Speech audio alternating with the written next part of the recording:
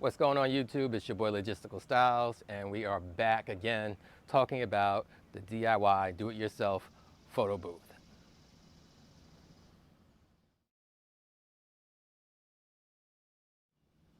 If you watched the last video, you'll see that we took a trip to Home Depot to pick up some parts. Those are the main parts that you need to actually put together the photo booth shell. There's a lot of stuff you can do to customize it depending on what you want your photo booth to look like or what features you want to add onto it. But this is enough to get you started and will help you be able to, get some photo booth gigs with a decent iPad or Surface tablet or whatever device you want to use. So let's get into it right now. Okay, so first up, I have a couple of tools that you are going to need to do this. You'll need some kind of drill, also a jigsaw. This is also a Black & Decker jigsaw. This isn't anything fancy. They're relatively cheap at your Home Depot or whatever store you go to get your hardware. And you'll need this because you'll have to cut two things. You'll have to cut the wood piece of plywood to make the back for your ring light, and then you'll also have to cut the PVC pipe to get it to the right length for your photo booth. Along with those tools, you'll need the bits and blades that go along with it. I got me a set of blades for the jigsaw. You really only need one blade. And then my drill bits. Get you a tape measure so you can kind of figure out how you want to cut things. Get some liquid nails so you can glue some parts together. You can also get some PVC cement. I'll get that a little later. I got it in the house, I'll bring it out, just to make the connection solid. And then the parts that we bought yesterday. So here's your 17 3/4 inch wooden round piece that's been pre-cut. Got it at Home Depot. We're gonna use that for the base. Then we have your toilet flange. This is a 3-inch toilet flange. Got it also, all this stuff I got from Home Depot.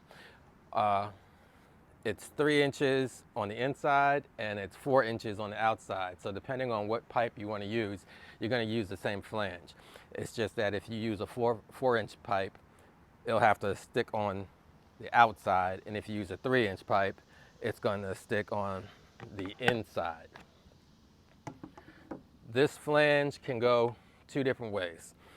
And I had a question in the comments on one of my other videos about my choice of doing this, and I'll show you both ways you can do it. First way you can do it is mounting this, screwing it right on top of here.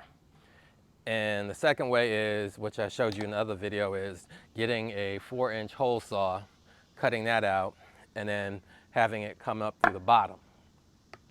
I prefer the bottom for when you're using a 3-inch pipe because it gives it a kind of a cleaner look. And the reason why I say cleaner look is because with this flange, you have some other pieces cut out.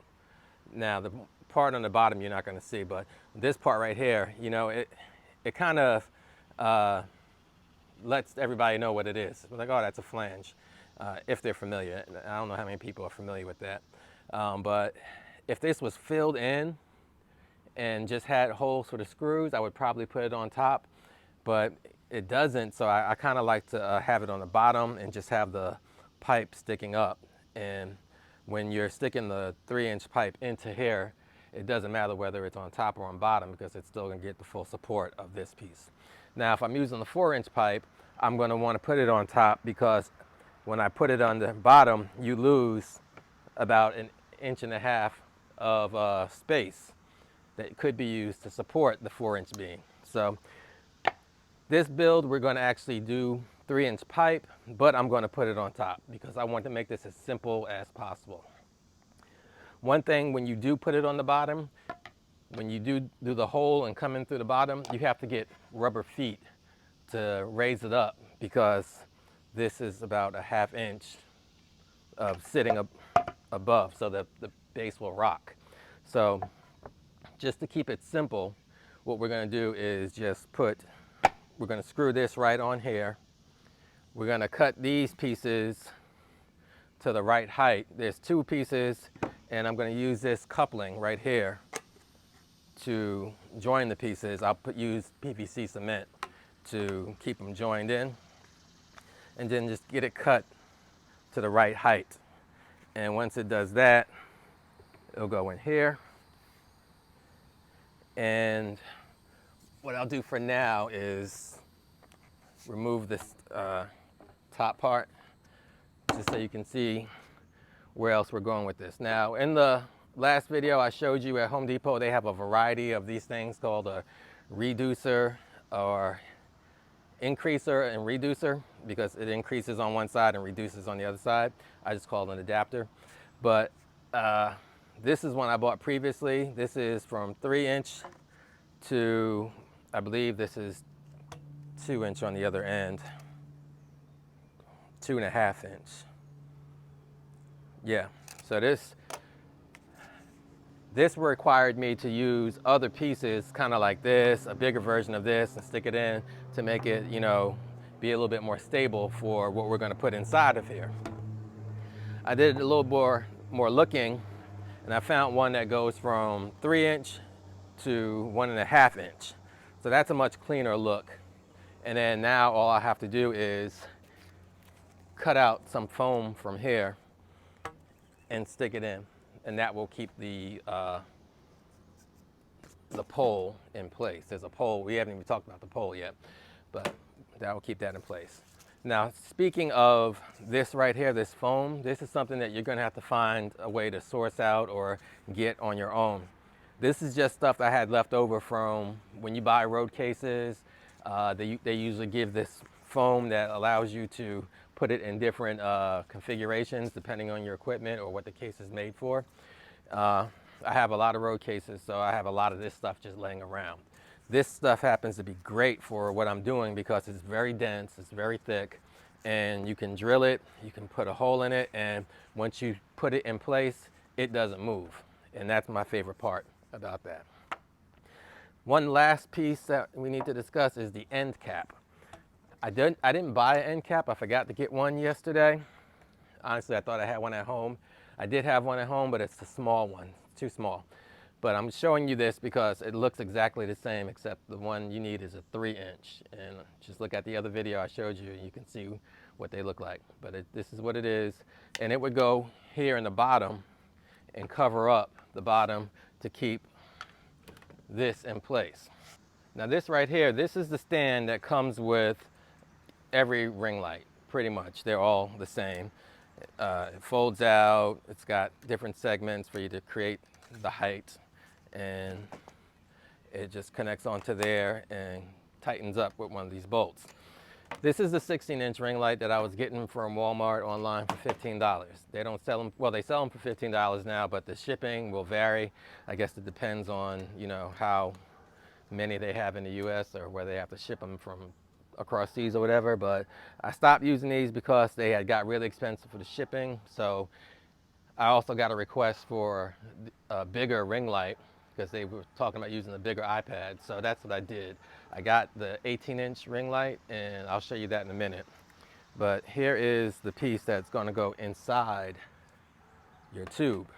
Now the thing about these tripods that come with the light, they vary. They vary in the base. Sometimes the base is small enough to fit right through a 3" pipe. Sometimes it's not. So I've had to come up with different ways to keep this all together. And that's what the end cap is for. So what I would end up doing is taking this whole frame apart and just keeping the pole itself, the poles, gluing it to an end cap of, that I just showed you, a 3" end cap, and then stuffing it up through the top part that will have the foam. It makes a very secure connection. It keeps it in place, and it really helps. The thing about it is you have to really experiment before you do any gluing, because you have to get the height correct. Because, for instance, this ring light has the adjustment knob on the side. I found the new one that is a bit bigger, has the adjustment knob on the back, which is much nicer. And you have to really adjust it because the knob might be big, it might hit the bottom when you're trying to make it tight. So you have to do some trial and error with that. So let's get into start building some of the stuff.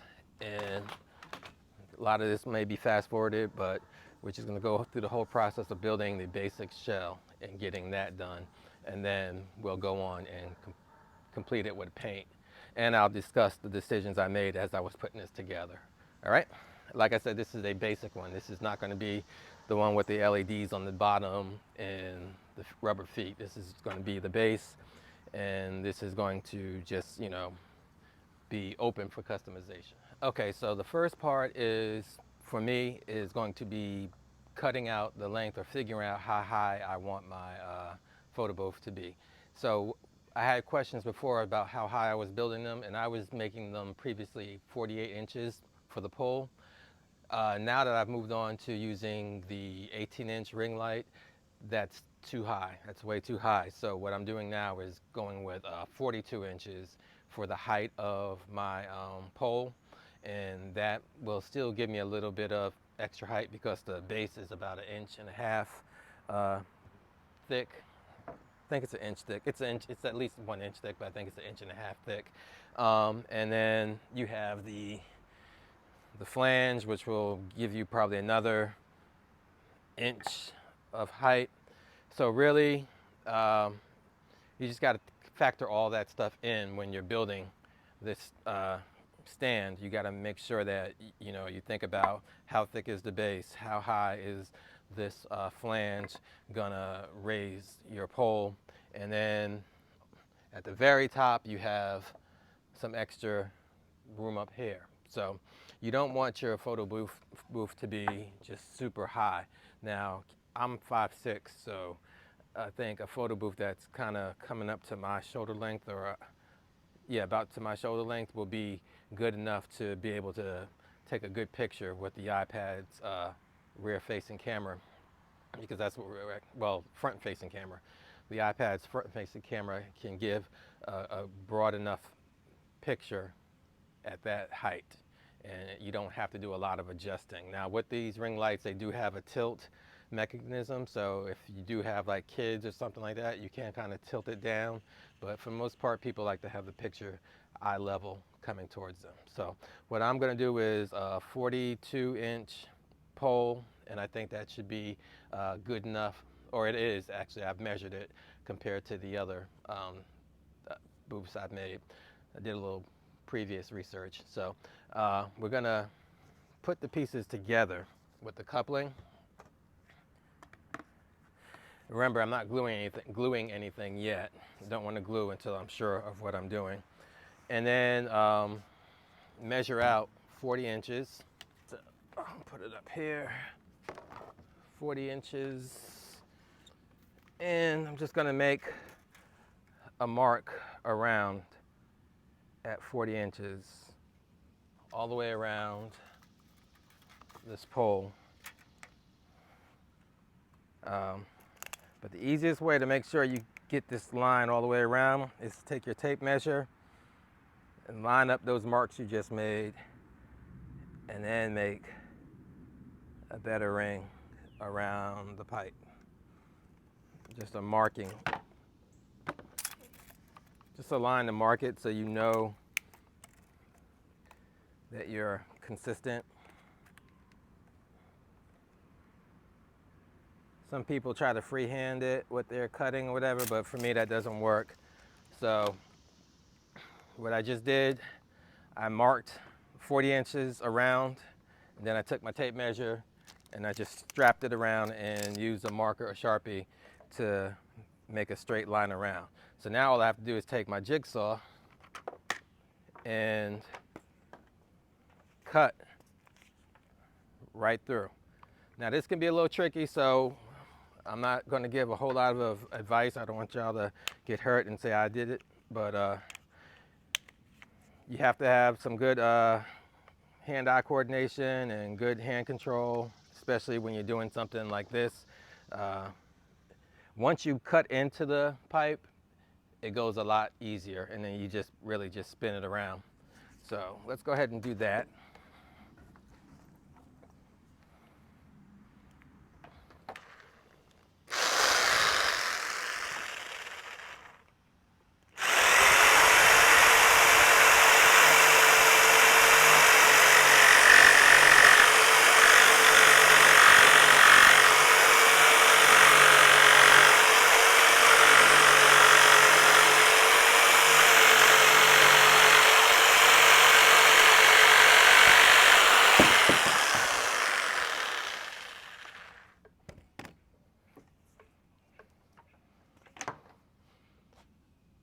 So that was easy enough.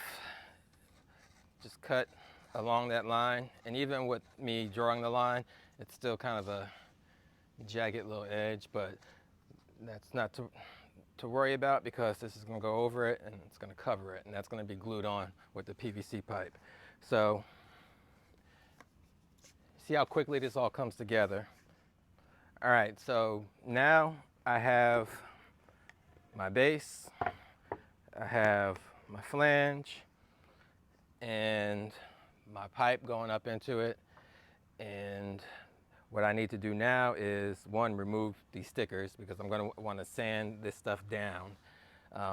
This is where it kind of comes up to how detailed you want to be with it. So I like to get I try to get my stuff, you know, as professional or as good looking as possible. So that requires some sanding. So if you have a sander, electric sander, that helps. If you just have a wood block and some sandpaper, you might have to put a little bit of elbow grease into the job. But the wood as is it's decent wood, but I think one side might be better than the other. Nah, it's about the same, but it would look better when you paint it, when you sand it and then paint it. So what I would do if I already painted this, I would just screw this in place and just get this stuck down in the inside. But like I said, this base is too big, so we're gonna unscrew this one screw right here, and that will allow me to pull out the whole shaft. So let's do that right now. It's just a Phillips screw. We're gonna unscrew that, loosen this, and your pipe comes out. You don't need this anymore.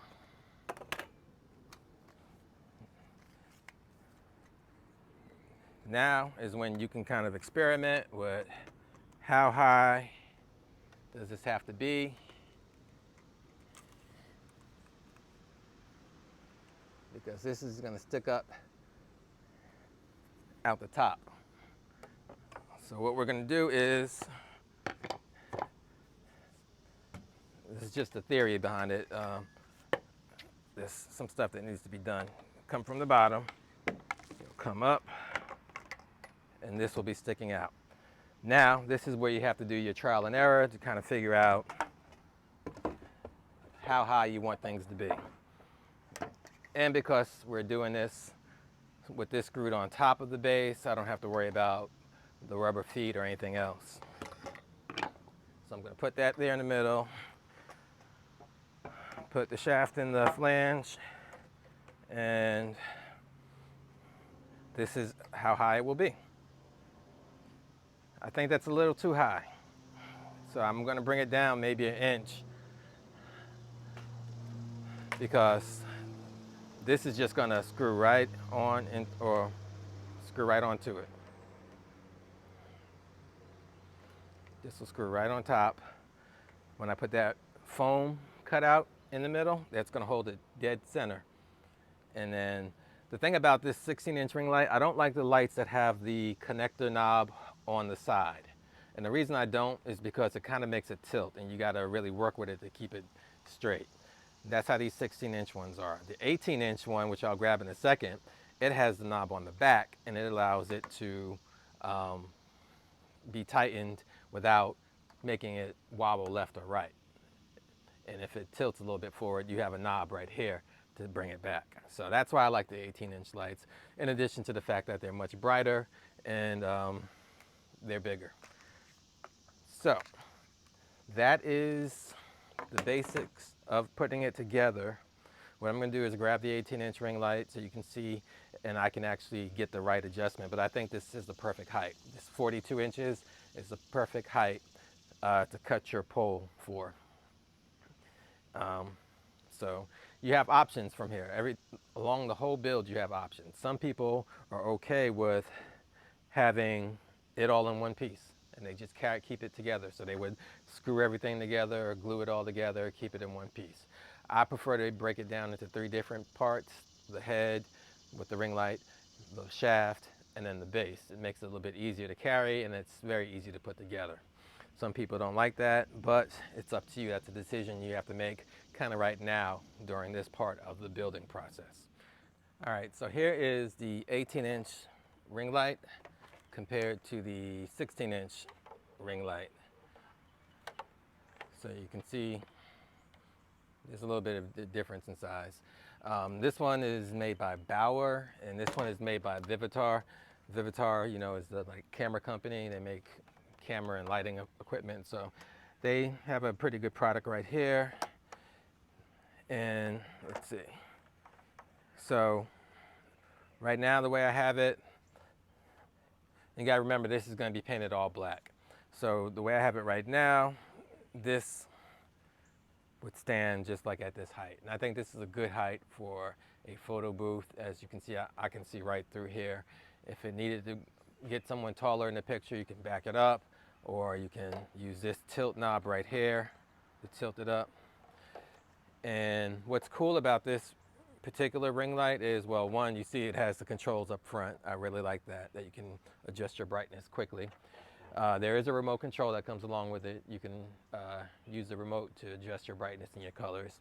But this also has charging ports on the back, USB charging ports. So you could, in effect or in theory, be charging your iPad the whole time that you're using this ring light.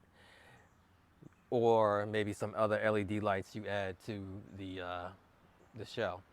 Now, the one drawback to that, because it has these USB charging ports, that means it needs more power. And because it needs more power, it's not powered by a USB. So I can't just take a USB battery pack like with the 16-inch light, which has this as a connector for power, USB. This has a whole power brick that comes along with it that plugs into the wall. Now, you could always get something like the Jackery power banks, or you can get something similar to that. I think Anker makes some as well. But you would need to keep that in consideration, that these bigger lights do require you to plug them in. And so maybe it's good to have one of both, just for different situations. Sometimes you might be somewhere where you don't need a lot of lighting. You don't need a really bright ring light because you might be outdoors, or you might be like, I've been in a gymnasium, which is super bright. So I don't always need to have the big bright ring light. And maybe power is an issue. I don't have outlets, so being able to use a USB battery pack would work with that light. But if it was a regular event, like a wedding or someplace indoors that might be dimly lit, you would want to have a bright light as possible. And that's why you would go with this. But you'd have to figure out your power situation. Are you going to be near an outlet? Or are you going to have an extension cord? Or are you going to have a battery pack, like a Jackery or something like that? It's just something to think about. Now, getting back to this, I think I might bring this down a little bit. But what's cool about the way these things are, if you don't over tighten the knobs before you put it in, because you know you're not doing anything permanent until you are sure that that's how you want things to be. If you have them loosely tightened, then you can push it down a little bit to get it to the right height. So this right here, I think, is the perfect height. There'll be space for the foam to fit inside the top part, and the knob is able to turn without hitting this. So I think this is the perfect height right here. So the only other thing I got to do is I got to make a Home Depot run, because I need to get a 3-inch cap. So the 3-inch cap is going to be glued down here, and this pole will be glued to the 3-inch cap. And what I use to glue it is liquid nails. I use liquid nails to glue the metal to the 3-inch cap, and that gets it in pretty good. I let it sit, usually overnight, and then by that time I have the foam already cut out, and I have another stand that I can experiment with to get the hole right. And then tomorrow morning I'll be able to just poke that right up into the hole, put the cap in place, and voila, it's done. In between that, I'm going to be painting all this, and then I still have to make one of these. This is the backing plate that's going to go on the ring light. So basically it's that plywood that I told you to buy, that 2x2 plywood. You're going to trace out the ring light onto that plywood, and then you're going to cut that out. The hardest part is trying to figure out the cutout for this piece right here. But with a little measuring and trial and error, you can get it right. And then I just use some industrial strength Velcro to Velcro it to the back. This is the Velcro that's rated for like 10 pounds. It tells you on the packaging how much weight it can hold. Let me tighten that neck up a little bit. And then you connect your iPad using the same Velcro. iPad goes into place, and just got to make sure you get a iPad case that securely holds the iPad. This one, you put it in and it clicks into place. I have another one that's like a OtterBox type of case, and that works really well. Also, you just got to look on Amazon to see what you can find. But that is what it's going to look like. So I'm going to do some painting and gluing, and then I'll show you the finished product in a little bit. All right, so like I said, it's time for me to put this thing together. So I'm gonna go through, the motions of it. I'm not gonna paint. What I'm gonna do is I'm gonna sand down the base because I want it to get as smooth as I can. I'm gonna use a variety of different sandpapers. I've got my little Ryobi hand sander that I got from Home Depot, of course. I've got some different variety of sandpaper. Going to start with some 180 grit, go up to 220. That'll get it reasonably smooth enough for me, and I think I have some a little bit even higher to make it really, really smooth. But I just want to get rid of the wood grain so much. So I'm just going to record myself doing this, probably speed it up, and save some time for your viewing pleasure.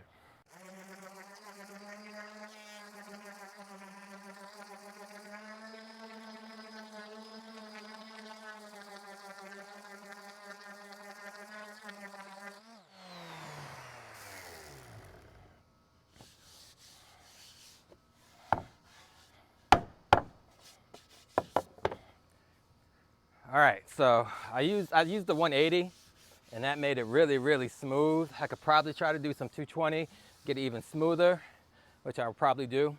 I didn't use a whole lot of time for the bottom because, it's the bottom, it's gonna be on the floor.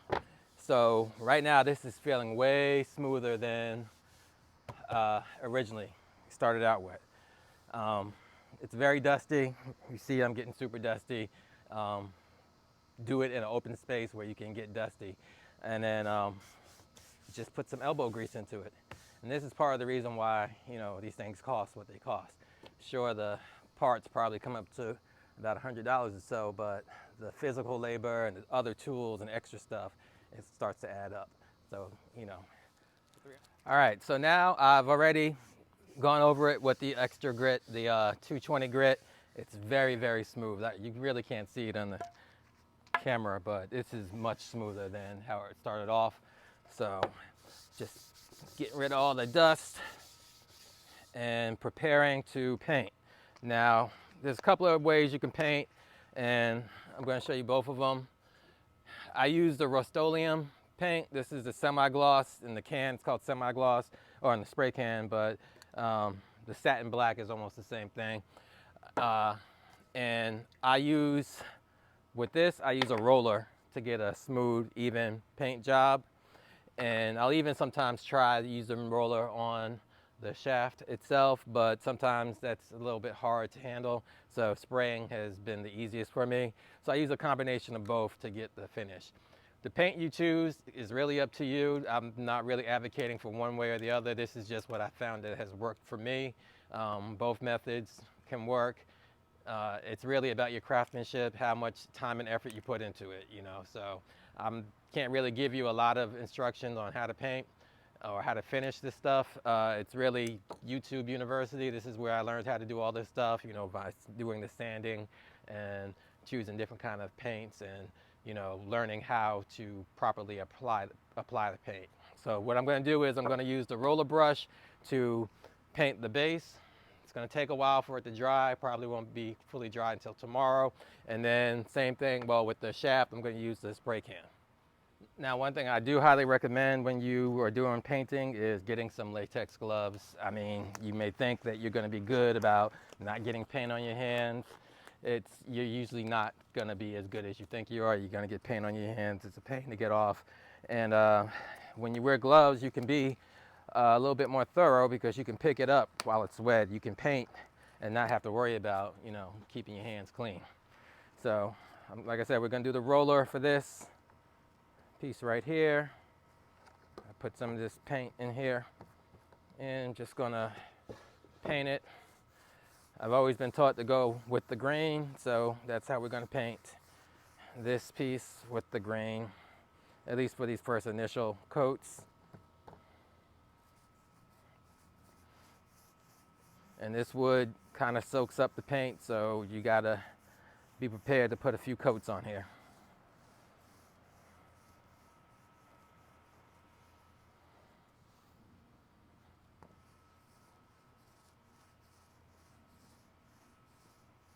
Like, this is solid black paint, but it's going right into the wood. I can see the wood right beneath it. Like, the paint's just sucking right in. And like I said, with gloves, you can do stuff like this. If I didn't have gloves on, I'd be trying to figure out how to do my edges, or I'd be trying to wait for it to dry before I could touch it and do the edges. With gloves on, you don't have to worry about that type of stuff. And these are just things I've learned over the course of building 6 or 7 of these things. None of the 2 that I've made have been exactly the same. There's always something I'm experimenting with or trying to improve. Yeah, okay, edges are done. Go back to my top base. Go over my fingerprints.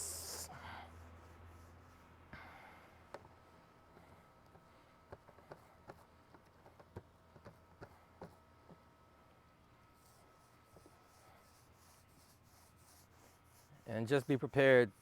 Just know you're going to put multiple coats on, you know.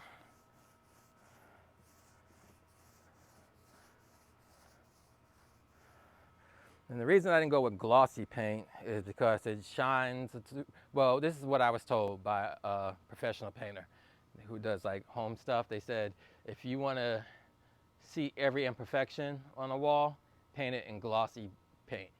If you want to hide the imperfections, use a flatter paint, matte, flat, whatever, you know, just not glossy. Glossy exposes all the imperfections.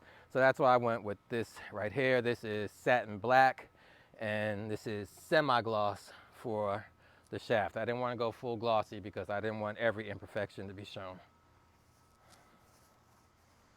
So what I'm going to do is I'm just going to let this sit out here in the sun, let it, you know, dry. It's a good sunny day, so hopefully, you know, in about 2 hours I can come back and put another coat on. But this looks really good already. Really good. Hope the camera can catch this. It looks good. Now you can do the same thing with your shaft, but I'm not going to do that just yet because I want to, I like to scuff it up a little bit with some of the high grade sandpaper like the 220, just to make the surface of the shaft a little bit better for adhesing to the paint, or making the paint adhere to the shaft a little bit better. It's just something I came up with. And then also I need to use my PVC cement, which you can get in the same aisle at Home Depot as all these little other plumbing supplies. You get this PVC cement, and that will let me glue these 2 pieces together and the top. I know they're the right size, the right length, so I'm just gonna go ahead and glue those together now, and we'll have to wait for those to dry the same way we have to wait for the base to dry over there. So most likely I won't be painting this until this evening, but I probably won't need to include that into the video. I mean, it's just paint. I'm just gonna scuff it up with some of your higher grade paint sandpaper, just enough so it's not so shiny. So now I'm just gonna use some of this glue, this cement, put it around my edge there. Same thing over here, put it around that edge, let them sit. And same thing here for the top part. Once that's done and dried up, then we'll paint. And when we paint, we will also be painting this piece as well. One thing you can also do is put the glue on the inside of here. Might be a little easier. Not might be, it is. A lot easier to do it that way. And once again, having gloves is very handy because this stuff gets everywhere.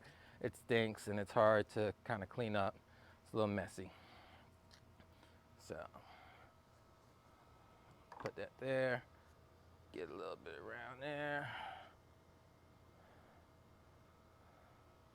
Just want to make sure we're evenly coated. And I always try to make sure I put the jagged edge inside the post, inside the coupling.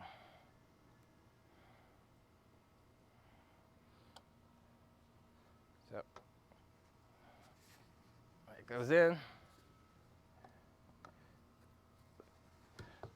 That goes in. Push down from both sides. And then we'll apply the glue to here. And as you can probably tell, it is very hot out here in Georgia. I want to say it's like 90, yep, it's 90 degrees out here in Atlanta, Georgia. It's hot. I know other places get hotter, but this has been a very hot summer, and the summer has only just begun. So, everything's cemented. Now I just have to put it over to the side and let it dry along with the base. All right, and we are back. So I finally have done some sanding and painting and getting everything finished up right. So what I have here is, this is the toilet flange that I showed you before. I painted it black, spray paint, used spray paint and got it black. Then y'all saw me earlier painting this base. I got it painted black. This was a combination, well, this is mostly roller paint. I did roller on both sides, and I think I did a little spray just to touch up a little bit. And then this is the shaft that we put together.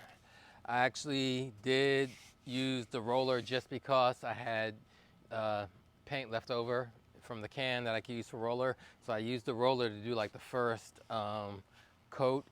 And once I got that done and I used all that, I used the rest of the spray paint that I had, same brand, Rust-Oleum.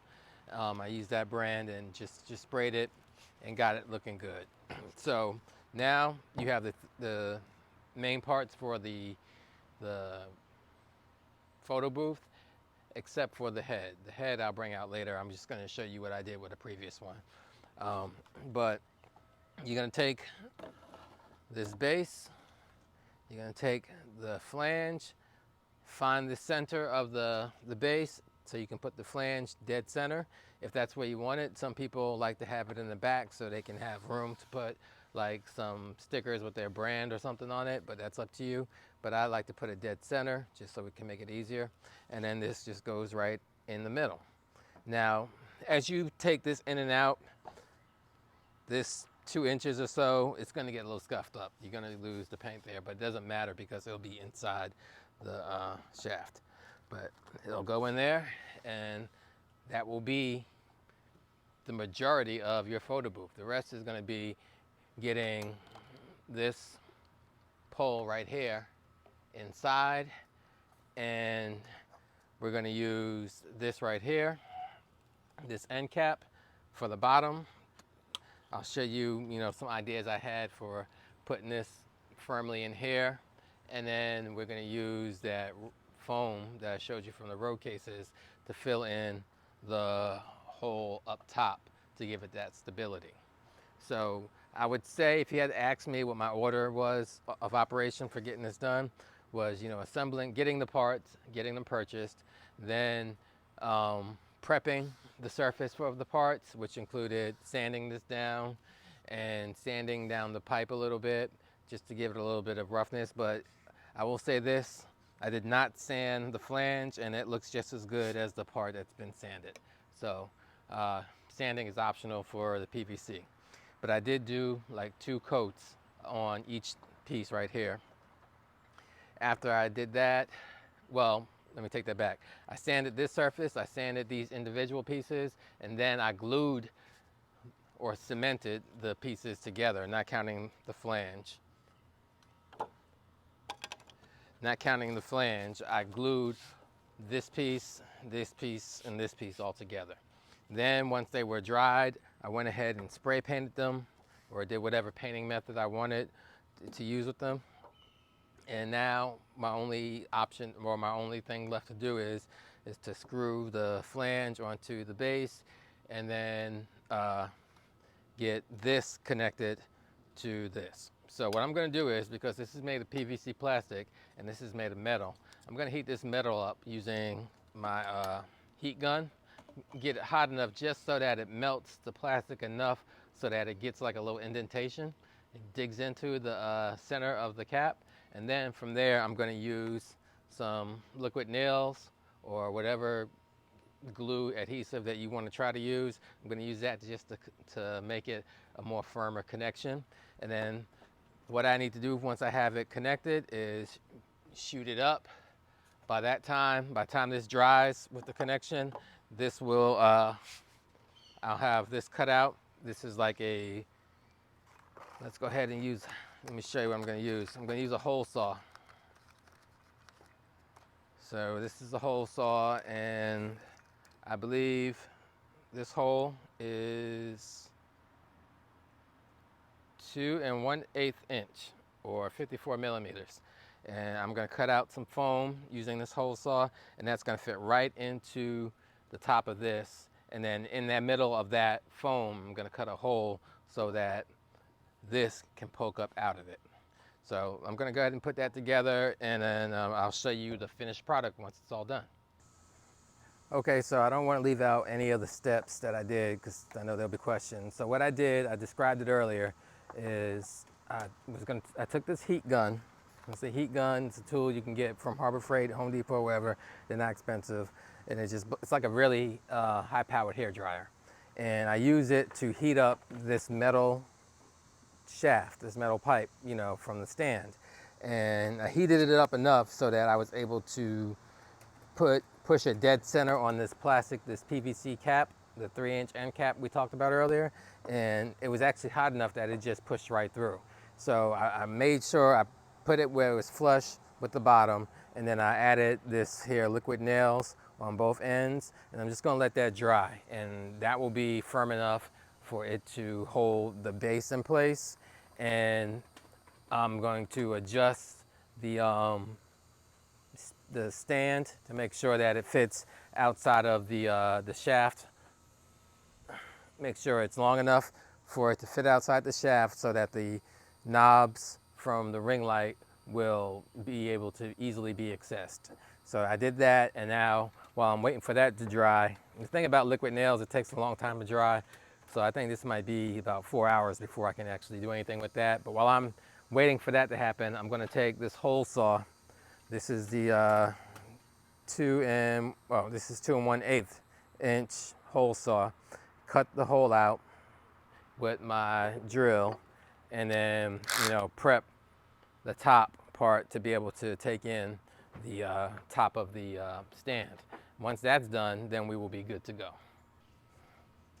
Okay, so I drilled out this circular part from the road case foam, and now when you use one of these hole saws, it uses a pilot bit that goes in the middle, and then the bit right here goes around for the edge. So you already have a little bit of a hole. What I'm going to do is take a bigger drill bit right here and make this hole in the middle even bigger, so I'll be able to pop through the top of the stand.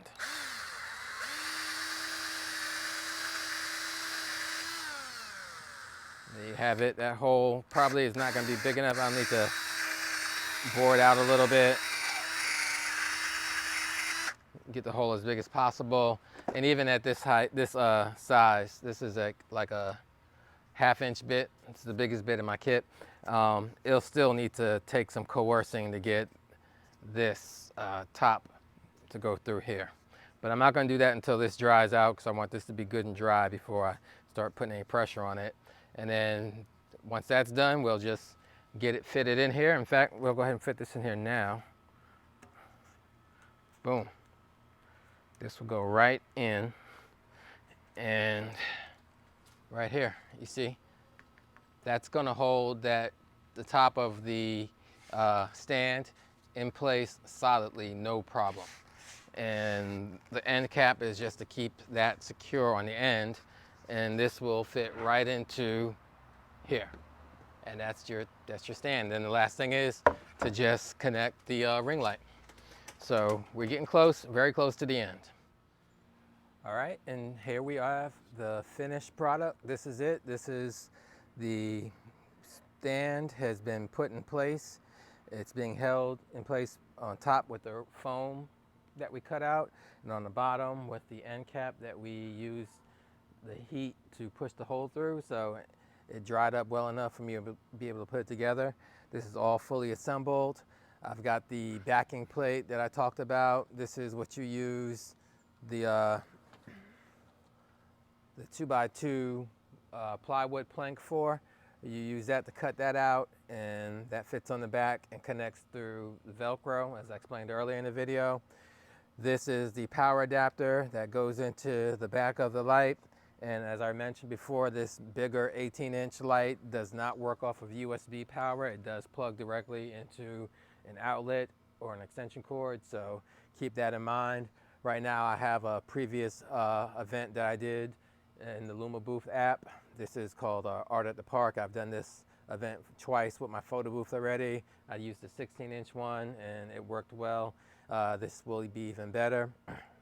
This Vivitar ring light comes with a remote control. You also have controls on the front. The app is Luma Booth, like I said before, so look into that. There's other apps like Snappic, and there's a few other ones, but I like Luma Booth. It seems to be well worth the money. $19 for a month, and you can do unlimited events, and you can use 2 iPads at once with that $20 a month. So the remote control is very easy to use. As you can see, you got your color, your whiteness. You can choose different temperatures of the whiteness. You can go into your color modes. You have different effects that you can run through. So I think with a photo booth, you're mainly going to be focused on having your white mode, so you can get that good bright white light, unless you're outdoors and you just want to have the colors going just as a novelty. But anyway, this is the booth. This is the final product. I hope this video was informative. Took a while to make it, a lot of pieces to put together, but overall this is a very simple build. You can make your money back easily. I'm in a photo booth group on Facebook, the photo booth community, and they talk about pricing and what they're charging for events. Seems like most people are doing events at least 3 hours for the minimum, and they're getting like $500–600 for an event. So when I talked about it earlier, I was like, hey, you can do $400 and get your money back. You can get your money back easily with one event if you are serious about it. But like I said, this is the photo booth. It's great. It's gonna be used at a lot of different events. I love this 18-inch ring light. It really works a lot better than the 16-inch, even though the 16-inch does have its advantages because it is USB powered. So, it's nice to have both of them. Anyway, hopefully I've answered all the questions that I've gotten, and if you want to build one, just hit me up. I can give you some pointers, but this is a really nice setup, even without the lights on the bottom and all the other stuff. As a basic photo booth shell, this will work and will put you in the game. So if you have any questions, hit me up in the comments, hit me up on email, or even on Instagram. But just keep looking out for the next video. We got a lot of great things happening on the channel. Outside of photo booth stuff, we're going to get back into DJ related stuff, equipment reviews, product reviews, etc. So until next time, this is your boy Logistical Styles, and I am out.